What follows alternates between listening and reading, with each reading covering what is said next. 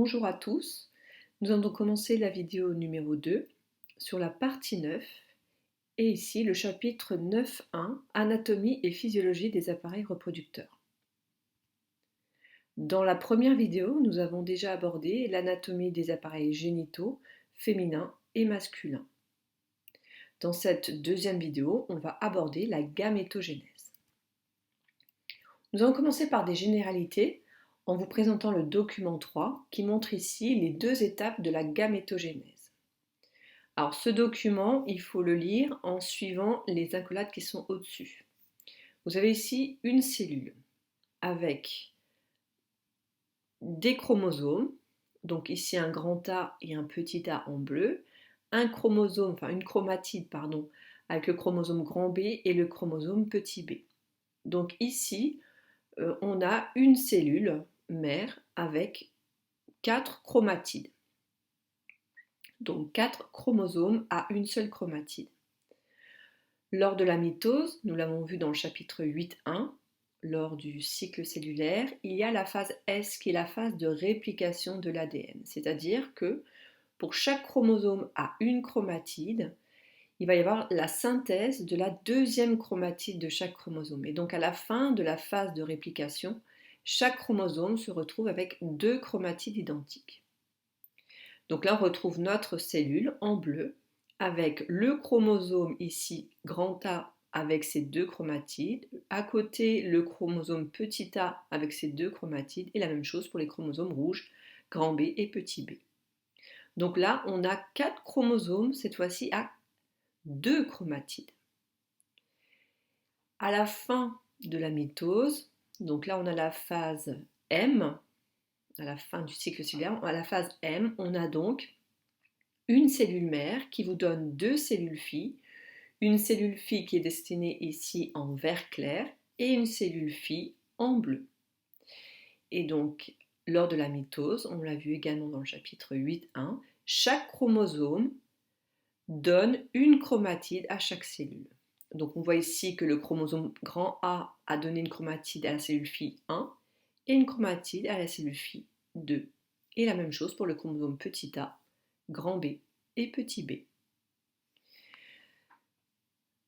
Ensuite, dans le cas particulier de la gamétogénèse, on a donc une phase de réplication, c'est-à-dire que chaque chromatide, grand A, grand B, petit b, va à nouveau être dupliquée pour reformer des chromosomes à 2 chromatides. C'est ce qu'on retrouve ici. Et là, on entre dans la méiose. Première phase de division de la méiose, c'est la première division méiotique qu'on appelle la division réductionnelle. Réductionnelle puisqu'en fait, on va réduire le nombre de chromosomes. Alors, c'est la même chose en bleu et en vert. Donc là, je vais m'intéresser uniquement à la cellule fille qui est en vert. On voit que avant la première division méiotique, la cellule fille possède 4 chromosomes, chacun a 2 chromatides. Et on obtient 2 premières cellules avec chacune, cette fois-ci, 2 chromosomes avec 2 chromatides. Donc on a réduit par 2 le nombre de chromosomes. Par contre, chaque chromosome possède toujours ces 2 chromatides. Donc vous voyez que là, une cellule récupère le chromosome petit a, l'autre le grand A, et la cellule ici, le petit b et le grand B. Donc il y a déjà une petite loterie qui va se passer à ce niveau-là. C'est que cette cellule fille aurait pu aussi très bien récupérer le chromosome qui est ici en bleu foncé. Donc là, ça se fait de façon complètement aléatoire. Donc là, on a un exemple de 2 cellules filles, donc une combinaison possible. Je répète, ce ne sont pas les seules. Ça, c'est la fin de la première division méiotique, donc réductionnelle. On divise par 2 le nombre de chromosomes. Ça veut dire que dans chaque paire de chromosomes, on a un seul chromosome qui est maintenu. Ensuite, on a la deuxième division méiotique qu'on appelle cette fois-ci la division équationnelle. C'est-à-dire que là, si on regarde cette cellule, elle a 2 chromosomes à 2 chromatides. Les 2 cellules issues de cette deuxième division possèdent également 2 chromosomes. Donc là, on n'a pas de réduction du nombre de chromosomes. Par contre, on voit qu'on passe d'un chromosome bleu ici à 2 chromatides a un chromosome bleu avec chacun ici une seule chromatide. Donc là, équationnel, c'est-à-dire qu'on a le même nombre de chromosomes, mais on a juste la moitié en fait de chaque chromosome, c'est-à-dire on a une chromatide dans chaque cellule fille. Et là, on a donc à la fin de la gamétogénèse, donc une mitose plus une méiose avec ces deux divisions. On est parti ici d'une cellule mère, on a ici 8 cellules filles qu'on appelle à ce stade-là des gamètes, puisqu'en fait on a des cellules haploïdes, c'est-à-dire qu'elles possèdent la moitié ici des chromosomes, donc c'est-à-dire un chromosome seulement par paire, et sur chaque chromosome, en fait, il n'y a qu'une seule chromatide. Donc retenez bien, la gamétogénèse se fait en deux temps, une mitose, puis une méiose, et la méiose se fait par deux divisions. Une division réductionnelle, je divise par deux le nombre de chromosomes, et ensuite une division équationnelle, où cette fois-ci, les chromosomes passent de deux chromatides à une seule chromatide. Donc c'est résumé dans le cours. Donc la gamétogénèse correspond à la production de gamètes. J'ai mis entre parenthèses qui contiennent seulement 23 chromosomes, c'est-à-dire donc la moitié. On appelle ça des cellules haploïdes. Et on les obtient à partir de cellules souches. Donc c'est la cellule qui est ici à gauche du schéma, qui elle possède au départ 46 chromosomes. Donc là la totalité des chromosomes. Et comme elle possède deux chromosomes par paire, on dit qu'elle est diploïde. La gamétogénèse a lieu donc dans les gonades, puisque c'est elles qui produisent les gamètes, donc soit les testicules chez les hommes, soit les ovaires chez les femmes. Elle comprend donc deux mécanismes de division cellulaire. Tout d'abord, celle qui permet la multiplication des cellules souches, tout en conservant l'information génétique d'une génération cellulaire à la suivante, donc grâce à la réplication. C'est la phase de la mitose. Et la deuxième division, c'est la méiose qui, elle, permet la formation des cellules haploïdes différenciées et génétiquement originales. C'est-à-dire que là, parmi les 8 cellules présentées ici, aucune ne présente la même information génétique. Donc en suivant un petit peu cette règle aléatoire, donc un peu la loterie pour la distribution des différentes chromatides. La méiose elle-même est divisée en deux étapes, donc on l'a bien vu sur le document précédent. La division réductionnelle qui en fait permet de passer de deux chromosomes par paire à un seul chromosome, et la division équationnelle, chaque chromosome au départ avait ses deux chromatides et à la fin il n'en a plus qu'une. Donc pour la mitose et la méiose, je vous renvoie au chapitre 8.3 puisque la mitose sera détaillée dans ce chapitre. Mais on a également donc la méiose qui est présentée sur le document annexe.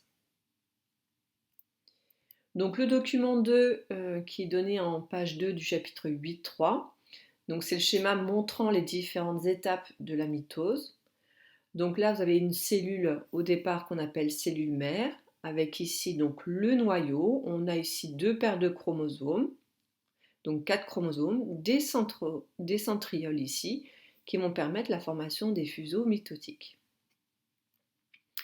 La première étape où justement l'ADN qui avant, donc à la fin de l'interphase était sous forme de chromatine, cet ADN va se condenser à la forme maximale de condensation qui est les chromosomes, ce qu'on appelle la prophase. Ensuite, l'enveloppe nucléaire est détruite, les centrosomes vont se placer à chaque pôle cellulaire et former le fuseau mitotique ici en blanc. Et donc les chromosomes vont s'aligner au centre de la cellule sur la plaque équatoriale, c'est ce qu'on appelle la métaphase. Ensuite, justement, les microtubules qui vont se fixer sur le kinétochore des chromosomes vont raccourcir et entraîner avec eux chacun de leur côté donc une chromatide, c'est ce qu'on appelle l'anaphase. Et enfin, on voit ici qu'on est en fin de mitose, c'est-à-dire que les deux cellules filles sont en train de se former. Les deux noyaux sont formés à nouveau et chacun contient une chromatide de chaque chromosome. Donc ça c'est bien la mitose, on passe de 4 chromosomes ici a 2 chromatides dans une cellule mère et à la fin de la mitose, chacune des cellules filles possède 4 chromosomes avec une seule chromatide. Vous avez aussi dans votre cours donc, ce schéma général qui présente la méiose. Donc là, on retrouve l'équipement chromosomique. Donc sur la cellule mère, on prend l'exemple de 4 chromosomes. On a donc les 2 divisions ici de la méiose. La première permet d'aligner donc les 2 chromosomes d'une paire homologue sur la plaque équatoriale. Et à la fin, chaque cellule fille possède un chromosome de chaque paire. Et ils ont toujours leurs 2 chromatides. Donc souvenez-vous, ça c'est la division réductionnelle. On divise par 2 le nombre de chromosomes. Mais chaque chromosome a bien 2 chromatides. Donc c'est bien noté en dessous à chaque fois pour faire un petit bilan ici. Et la deuxième division de la méiose qu'on appelle la méiose grand 2, chaque chromosome qui reste va s'aligner sur la plaque équatoriale et les 2 chromatides vont se séparer. Et là, on retrouve bien ici les gamètes, chacun avec 2 chromosomes, mais avec une seule chromatide chacun. Voilà, donc ce document-là est plutôt à comprendre et vous avez également donc la source qui montre ce document et on travaillera sur un site qu'on appelle Musibiol pour réviser ces phases de mitose et de méiose. On va donc maintenant s'intéresser, maintenant qu'on a vu les généralités, à la gamétogénèse masculine.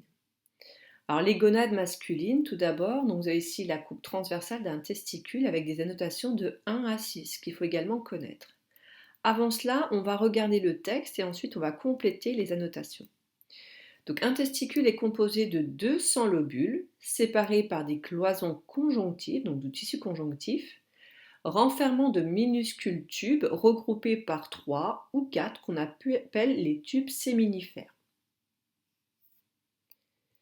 Il y a également des canaux du rététestis qui sont en relation avec la tête de l'épididyme. Donc la tête de l'épididyme, l'épididyme c'est cette partie qui recouvre le testicule et la tête est ici. Chaque testicule est coiffé par l'épididyme qui contient un long canal pelotonné sur lui-même. Le canal de l'épididyme permet la maturation des spermatozoïdes qui le traversent pendant 20 jours. On va donc maintenant annoter les termes manquants sur le document 4, en commençant par le 1 qui est l'épididyme. Donc ici, qui est toute cette partie-là. D'accord ? Ensuite, en 2, on a le scrotum, donc la partie cutanée qui entoure le testicule. On a le tube séminifère, les tubes séminifères qui sont ici dans chaque lobule, qui sont dessinés ici en rouge, sous forme contournée. En 4, on a chaque lobule en blanc. Donc là, sur ce schéma, on a 1, 2, 3, 4, 5, 6, 7 lobules.